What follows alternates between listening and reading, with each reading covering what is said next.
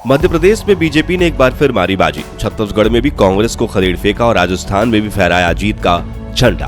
वहीं तेलंगाना में कांग्रेस ने बीजेपी को किया चारों खाने चित्त। लेकिन क्या पूरे देश का चेहरा बनेगी मोदी सरकार?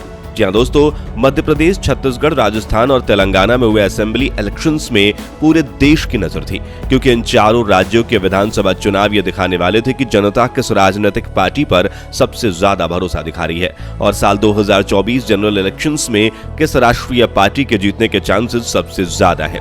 3 दिसंबर के दिन आए इलेक्शन रिजल्ट से ये बात तो तय हो गई है कि इन 4 में से 3 राज्यों में भारतीय जनता पार्टी ने प्रचंड जीत हासिल कर ली है, जिनमें से 2 से कांग्रेस की सरकार चल रही थी, यानी कि वहां की जनता को अब कांग्रेस पर भरोसा नहीं रहा। हालांकि तेलंगाना में कांग्रेस ने अच्छी पकड़ बनाए रखी है, लेकिन वहां भी भारतीय राष्ट्र समिति ने कांग्रेस को कड़ी टक्कर दी है। ऐसे में जनरल इलेक्शंस को लेकर कांग्रेस की चिंता बढ़ गई है और भारतीय जनता पार्टी के कैंडिडेट्स फूले नहीं समा रहे हैं। तो कैसे रहे इस साल के आखिरी विधानसभा चुनाव और कौन से राज्य में कौन सा कैंडिडेट बन सकता है मुख्यमंत्री, जानने के लिए बने रहिए इस वीडियो के अंत तक। सबसे पहले मध्य प्रदेश की बात करें तो इलेक्शंस के रिजल्ट से ये बात साफ जाहिर है कि भारतीय जनता पार्टी के लिए एमपी की जनता का प्यार बना हुआ है। जी हां, मध्य प्रदेश की टोटल 230 सीट्स में से भारतीय जनता पार्टी ने करीब 163 सीट्स जीतकर बहुमत से जीत हासिल की है और कहा जा रहा है कि Bharatiya Janata party chief minister के पद के लिए एक बार फिर से शिवराज सिंह चौहान को ही चुनने वाली है, क्योंकि पूरे एमपी की जनता सीएम शिवराज सिंह चौहान को सपोर्ट करती है।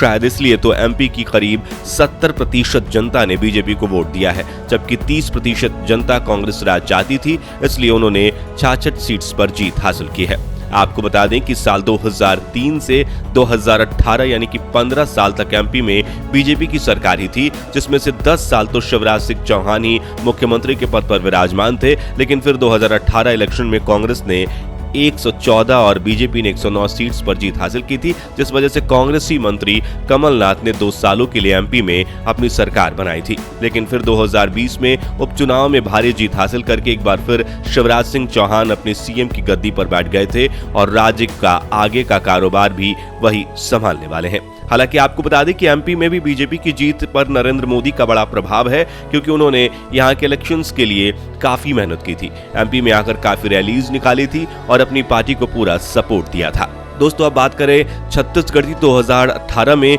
हुए विधानसभा चुनाव में छत्तीसगढ़ में भी भारतीय जनता पार्टी की पकड़ काफी कमजोर पड़ गई थी।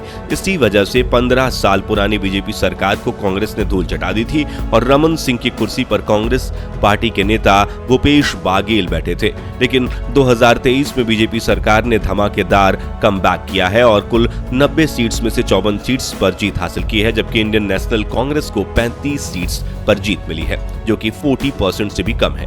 यहाँ एक चौंकाने वाली बात यह भी है कि एग्जिट पोल्स में कहा जा रहा था कि छत्तीसगढ़ में कांग्रेस की क्लियर मेजॉरिटी के साथ जीत होगी, इसलिए चुनावी रिजल्ट्स आने से पहले ही कांग्रेस के कार्यकर्ताओं ने जश्न मनाना शुरू कर दिया था। लेकिन जैसे रिजल्ट्स आए, बाजी पलट गई, जिससे खुद बीजेपी को भी बड़ा शॉक लगा है और उन्होंने तुरंत मुख्यमंत्री की कुर्सी के लिए डिजर्विंग कैंडिडेट्स को चुनने की प्रोसेस स्टार्ट कर दी है, जिसमें सबसे पहले सीएम रह चुके रमन सिंह, अरुण साव, ओपी चौधरी, विजय बाघेल और विष्णु देव साई जैसे 5 नाम शामिल हैं। अब चलिए 2023 विधानसभा चुनाव के दौरान सबसे ज्यादा चर्चित राज्य राजस्थान की बात करें तो पिछले 50 सालों से राजस्थान के चुनाव हमेशा अनप्रेडिक्टेबल रहते हैं, क्योंकि कभी अचानक से बीजेपी की जीत हो जाती है तो कभी कांग्रेस की, जो देखकर ऐसा ही लगता है कि राजस्थान की जनता हर 5 साल में नया एक्सपेरिमेंट करती है, लेकिन उन्हें आज तक 100% परफेक्ट सरकार नहीं मिल पाई। इसलिए राजस्थान में तख्ता पलट की जंग हमेशा जारी रहती है। इस साल भी राजस्थान में जीत हासिल करने के लिए बीजेपी और कांग्रेस एड़ी चोटी का जोर लगा रही थी। 24 घंटे प्रचार किया गया था और करोड़ों रुपए खर्च किए गए थे, मगर इस बार भी राजस्थान की जनता ने तख्ता पलट दिया। जी हां, 2018 में बनी कांग्रेस सरकार को पछाड़ते हुए भारतीय जनता पार्टी ने राजस्थान में अपनी सरकार बना ली है। आपको बता दें कि राजस्थान में कुल 199 सीट्स हैं, जिसमें से बीजेपी ने 115, कांग्रेस ने 69 सीट्स और अन्य पार्टियों ने कुल मिलाकर 15 सीट्स पर जीत हासिल की है। यानी कि इस बार भारतीय जनता पार्टी ने भारी बहुमत के साथ अशोक गहलोत की सरकार का तख्ता पलट दिया है। यहाँ मजेदार बात यह है कि पिछले 25 सालों से ही ऐसा चलता आ रहा है, जैसे कि 1998 में कांग्रेस की सरकार बनी, 2003 में बीजेपी की सरकार बनी, 2008 में फिर से कांग्रेस ने जीत हासिल की, जिसके बाद 2013 में बीजेपी और 2018 में कांग्रेस की सरकार बनी।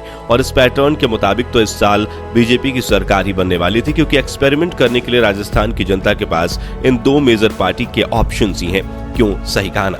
और इस बार भी ये पैटर्न फॉलो होते दिख रहा है। खैर, बीजेपी की जीत के बाद राजस्थान में एक ही सवाल गूंज रहा है कि आखिर इस बार मुख्यमंत्री की कुर्सी पर कौन विराजमान होगा। राजघराने को मिलेगी कमान या बाजी मारेंगे राजस्थान के योगी। जी हाँ, राजस्थान के चीफ मिनिस्टर की कुर्सी के लिए बीजेपी पार्टी में 3 स्ट्रॉन्ग कैंडिडेट्स हैं, जिसमें से मुख्यमंत्री के रेस में पहला नाम वसुंधरा राजे का है, जो कि पहले 2 बार राजस्थान के मुख्यमंत्री रह चुकी हैं। राजघराने से ताल्लुक रखने वाली वसुंधरा राजे को सरकार चलाने का अच्छा खासा अनुभव है और राजस्थान में उनकी अच्छी खासी पैठ है। साथ ही इस वक्त राजस्थान की सबसे लोकप्रिय नेता है, लेकिन पिछले कुछ महीनों से लग रहा है कि बीजेपी पार्टी वसुंधरा राजे को इतना भाव नहीं दे रही है। इस रेस में दूसरा नाम है महंत बाबा बालकनाथ का, जिनकी तुलना उत्तर प्रदेश के योगी आदित्यनाथ से की जा रही है और उन्हें राजस्थान का योगी कहा जा रहा है। आपको बता दें कि बीजेपी सांसद महंत बालकनाथ मस्तनाथ मठ के 8वें महंत हैं और वो ओबीसी वर्ग से आते हैं और चर्चा है कि इस बार यूपी की तरह ही बीजेपी राजस्थान के इस योगी को ही मुख्यमंत्री का कमान सौंप सकती है। वहीं जयपुर के राजघराने से ताल्लुक रखने वाले दिया कुमारी का नाम भी इस रेस में 3रे नंबर पर है। वे इस साल विद्यानगर से चुनाव मैदान में उतरी और मौजूदा समय में संसद है। दिया को राजस्थान में वसुंधरा राजे के विकल्प के तौर पर देखा जा रहा है। खैर, अगर आप राजस्थान से हैं तो कमेंट्स में बताइए कि आप बीजेपी के किस कैंडिडेट को मुख्यमंत्री पद पर देखना चाहते हैं। आखिर में तेलंगाना की बात करें तो तेलंगाना की जनता हमेशा से किसी भी पार्टी को भारी बहुमत से जीत नहीं दिलाती है, जिसके कई उदाहरण हमने पास्ट इलेक्शंस में देखे हैं। जैसे कि साल 2014 में हुए असेंबली इलेक्शन में 34% वोट के साथ भारत राष्ट्र समिति ने जीत हासिल की थी, लेकिन उन्हें कांग्रेस और तेलुगु देशम पार्टी ने कड़ी टक्कर दी थी। फिर 2018 में भी भारतीय राष्ट्र समिति पार्टी ही सरकार बना रही थी, लेकिन 2023 में फाइनली कांग्रेस ने बीआरएस पार्टी का तख्ता पलट कर दिया है। जी हां, तेलंगाना में कुल 119 सीट्स हैं, जिनमें से इंडियन नेशनल कांग्रेस ने 64 सीट्स पर जीत हासिल की है, जबकि बीआरएस ने 39 और बीजेपी ने 8 सीट्स अपने नाम की है। यानी कि इस बार तेलंगाना में कांग्रेस सरकार बनने वाली है। हालांकि मुख्यमंत्री की कुर्सी पर कौन राजनेता को बिठाया जाएगा, वो बड़ा सवाल है। कुल मिलाकर देश के इन 4 बड़े राज्यों में से 3 राज्यों में भारतीय जनता पार्टी ने अपनी सरकार बना ली है, जबकि इंडियन नेशनल कांग्रेस सिर्फ एक राज्य में ही अपनी जगह बना पाई है। ऐसे में 2024 जनरल इलेक्शंस को लेकर कांग्रेस पार्टी की टेंशन काफी बढ़ गई है, क्योंकि मध्य प्रदेश, राजस्थान, छत्तीसगढ़ में बीजेपी की जीत का चेहरा बने हैं प्राइम मिनिस्टर नरेंद्र मोदी, जो इस बार के लोकसभा चुनाव में बीजेपी के प्राइम मिनिस्टर कैंडिडेट बनने वाले हैं। तो क्या अब धीरे धीरे करके पूरे देश में ही मोदी सरकार आने वाली है? ये बड़ा सवाल है, जिसका जवाब हमें अगले साल ही मिलेगा। आखिर में आपको बता दें कि मिजोरम में हुए चुनाव में तो बीजेपी और कांग्रेस को कोई उम्मीद ही नहीं थी और असल में वहां की जनता ने इन दोनों पार्टीज को दाना तक नहीं डाला। जी हां, मिजोरम में जोरम पीपल्स मूवमेंट पार्टी ने भारी बहुमत से जीत हासिल की, जबकि बीजेपी और कांग्रेस सिर्फ 2-3 सीट्स पर ही सिमट गई। तो दोस्तों, आप भारत के किस राज्य से हैं? आपके राज्य में किस पार्टी की सरकार है और क्या आप उनके काम से खुश हैं या नहीं? इस बारे में अपनी महत्वपूर्ण राय हमें कमेंट्स में बताइए और वीडियो पसंद आई हो तो इसे लाइक शेयर जरूर कीजिएगा। साथ ही देश दुनिया से जुड़ी ऐसी ही सच्ची खबरों के लिए हमारे चैनल को सब्सक्राइब करें, पास वाली घंटी जरूर बजा दीजिए और फेसबुक पेज को फॉलो करना बिल्कुल भी मत भूलिएगा। धन्यवाद।